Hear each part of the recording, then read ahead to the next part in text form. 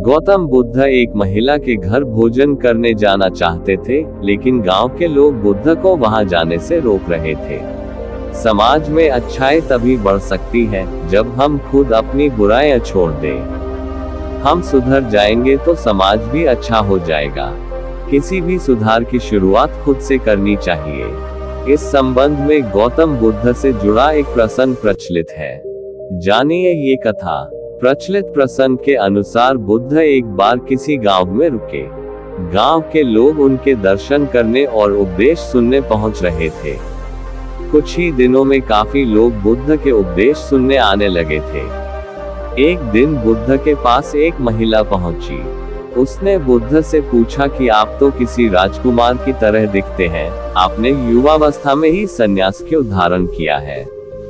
बुद्ध बोले, मैं 3 प्रश्नों के उत्तर जानना चाहता हूँ। हमारा ये शरीर अभी युवा और आकर्षक है, लेकिन ये वृद्ध होगा, फिर बीमार होगा और अंत में मृत्यु हो जाएगी।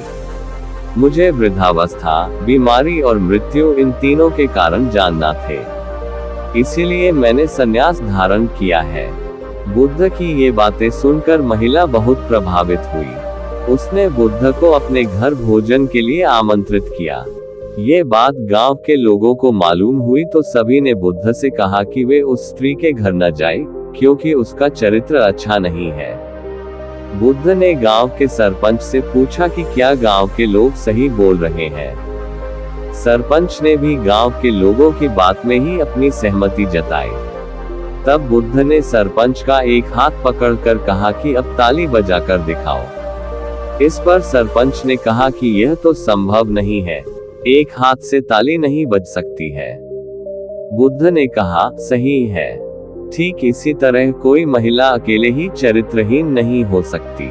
इस गांव के पुरुष चरित्रहीन नहीं होते तो वह महिला भी चरित्रहीन नहीं होती। ये बात सुनकर गांव के सभी पुरुष शर्मिंदा हो गए। बुद्ध ने कहा कि अगर हम अच्छा समाज बनाना चाहते हैं तो सबसे पहले हमें खुद को सुधारना जरूरी है। अगर हम सुधर जाएंगे तो समाज भी बदल जाएगा। समाज की बुराई के लिए दूसरों को दोष देने से अच्छा है हम खुद बुराइयों से बचें।